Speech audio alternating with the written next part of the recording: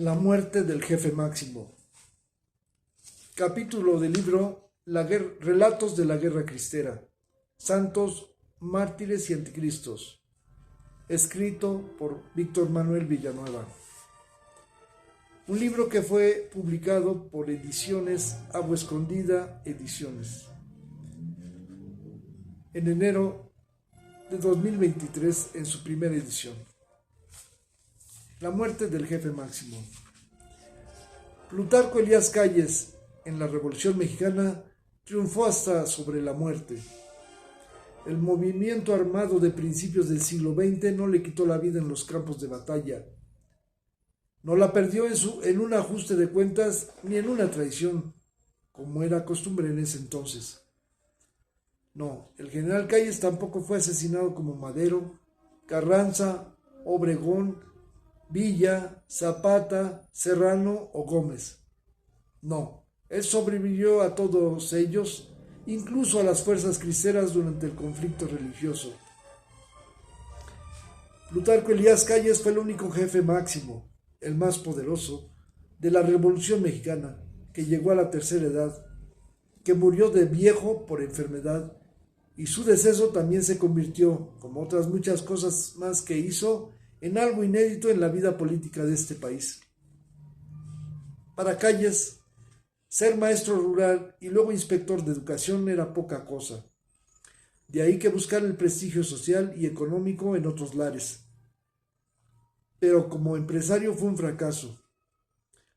Su vida comenzó a cambiar al parecerse a sus sueños, cuando se hizo comisario de Agua Prieta. Su entrada a la revolución fue posterior al asesinato de Francisco I. Madero. Fue entonces cuando comenzó su carrera militar, siempre bajo la tutela y opacado por el ingenio militar de Álvaro Obregón. No le bastó ser gobernador de Sonora cuando los constitucionalistas vencieron al usurpador Huerta, pues su ambición le aconsejó ser la sombra del caudillo. Con él se deshizo de todos los obstáculos políticos que se impusieron a sus planes. El presidente Venustiano Carranza, los líderes populares Francisco Villa y Emiliano Zapata, y de quienes intentaron competir con ellos por el poder, Adolfo de la Huerta, Francisco Serrano y Arnulfo R. Gómez.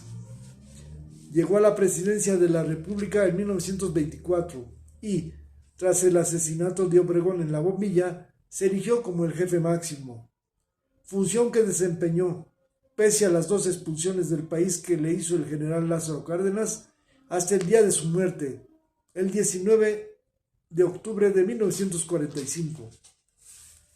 En 1941, en pleno gobierno de la llamada Unidad Nacional de Manuel Ávila Camacho, el viejo general Calles pudo regresar al país. El sexenio de Cárdenas, su antiguo hijo político, había terminado y el jefe máximo podía volver.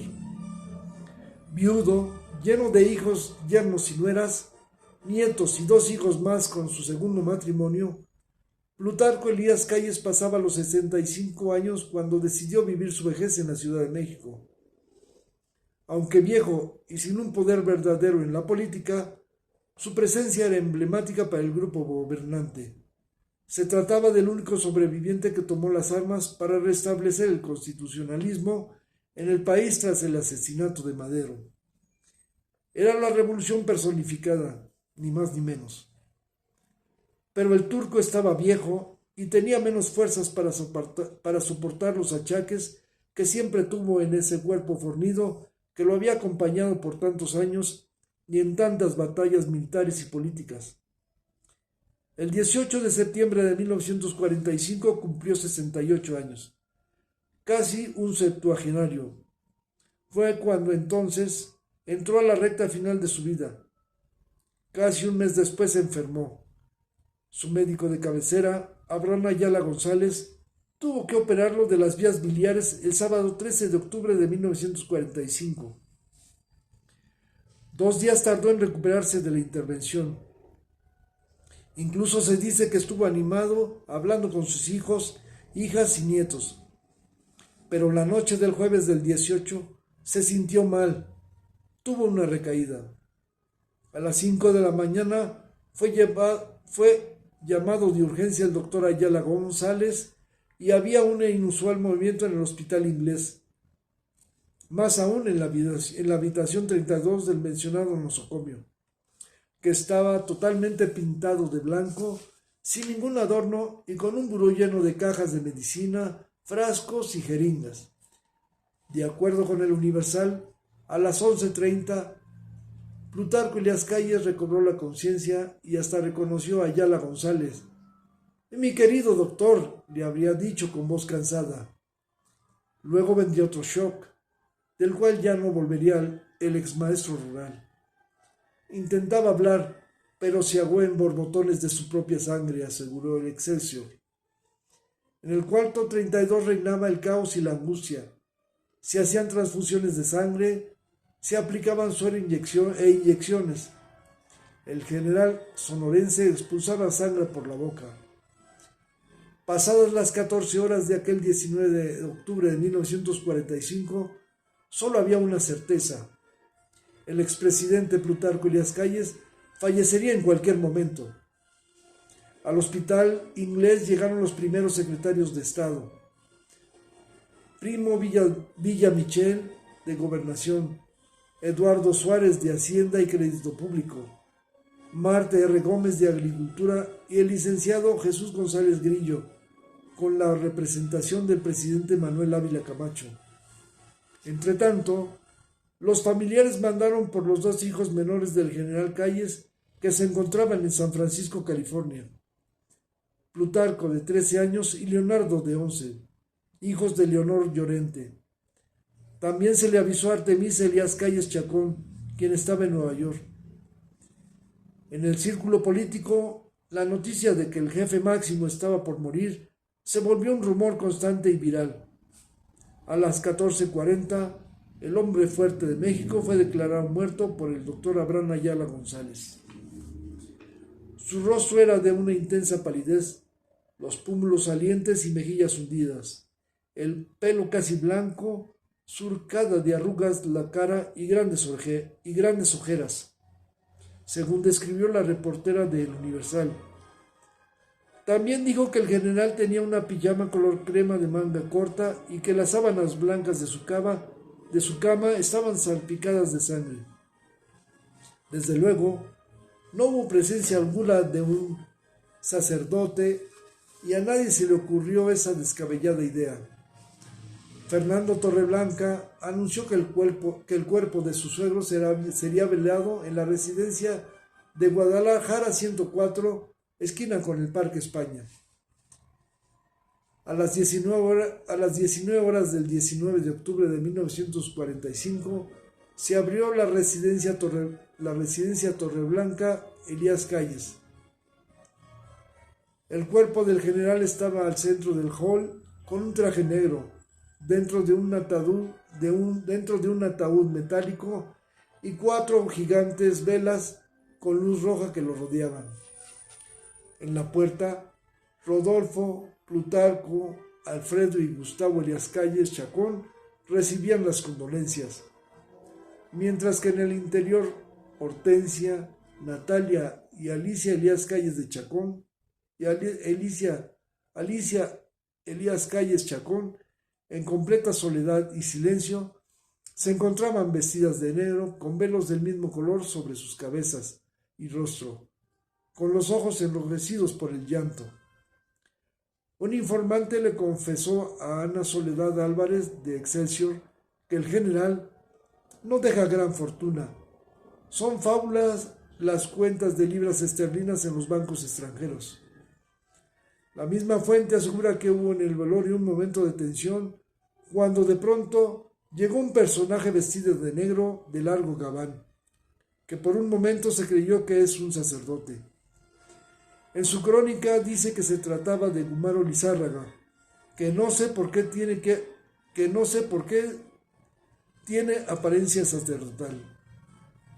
La misma reportera agrega que, al salir esa noche de la residencia Torreblanca Elías Calles, alguien del pueblo le preguntó si el general había alcanzado a ser confesado.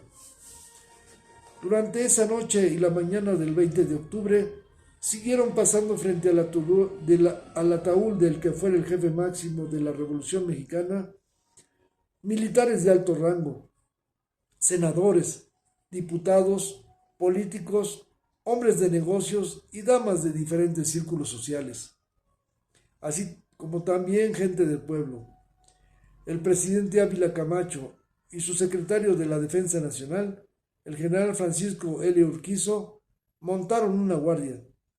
También hicieron acto de presencia compañeros del estadista sonorense, tan cercanos como el general Joaquín Amaro y Luis N. Morones. No podía faltar a darle el último adiós a quien lo dotó de poder político y de grandes fortunas. El segundo no perdió tiempo y, fiel a su estilo, ante la prensa declaró a Calles: amigo de la clase proletaria. Igualmente pasaron lista de presentes Humberto y Refugio Obregón, hijos del caudillo. El reportero de novedades dio fe de la presencia de José Vasconcelos, quien también acudió a despedir al político sonorense. El cortejo partiría al Panteón luego de la visita del presidente de la República, que estaba anunciada a las 15 horas. Así fue. Muy puntual llegó a la calle de Guadalajara 104 el general Manuel Ávila Camacho, acompañado de Emilio Portes Gil, Marte R. Gómez y Javier Rojo Gómez. Sonaron 21 cañonazos, la banda militar dio toque de silencio y se entonó el himno nacional. El presidente montó la última guardia con sus acompañantes y los hijos varones del general Calles. Después, el cortejo fúnebre salió hacia el cementerio. Había una doble valla formada por miembros de la Tercera División de Infantería, a cargo del general Gilberto Limón, subsecretario de Guerra. También había motocicletas que abrían paso por las calles de Veracruz, Agustín Melgar, Calzada Tacubaya, Calzada de Madereros y la calle Juan Escutia. Hubo también apoyo de carros de combate. Excelsior contó 1000 carruajes, detrás de la carroza que llevaba al último jefe de la revolución. Novedades coincidió en que eran 1000 autos y calculó 5000 almas a pie. Al llegar al Panteón Civil, por supuesto que no hubo misa, solo 2 oradores. Luis León, quien fue su secretario de Agricultura, y el general José María Tapia. El primero dijo, lleno de emoción y asomándose las lágrimas, que la muerte del general Calles le recordaba un poema que decía: siento, oh patria, tu dolor. Luego calificó al excomisario de Agua Prieta como el estadista de la revolución. Por su parte, el general Tapia, a los pies de la tumba de Calles, dijo que éste había sido un incomprendido y víctima en muchas ocasiones de esa incomprensión, pero como en el caso de la muerte del general Obregón. El cuerpo bajó a la fosa, fue sepultado y entonces el presidente Manuel Ávila Camacho se retiró con los respectivos honores a su investidura y la entonación del himno nacional. Ese 20 de octubre de 1945 terminaba una etapa de la Revolución Mexicana. Su jefe máximo se encontraba 3 meses bajo tierra y seguramente, como lo escribió Ignacio Solares, comenzó otra batalla, en el más allá, con los espectros de tantos muertos que habitaban en la conciencia del general Plutarco Elías Calles y lo torturaron sus últimos días de vida.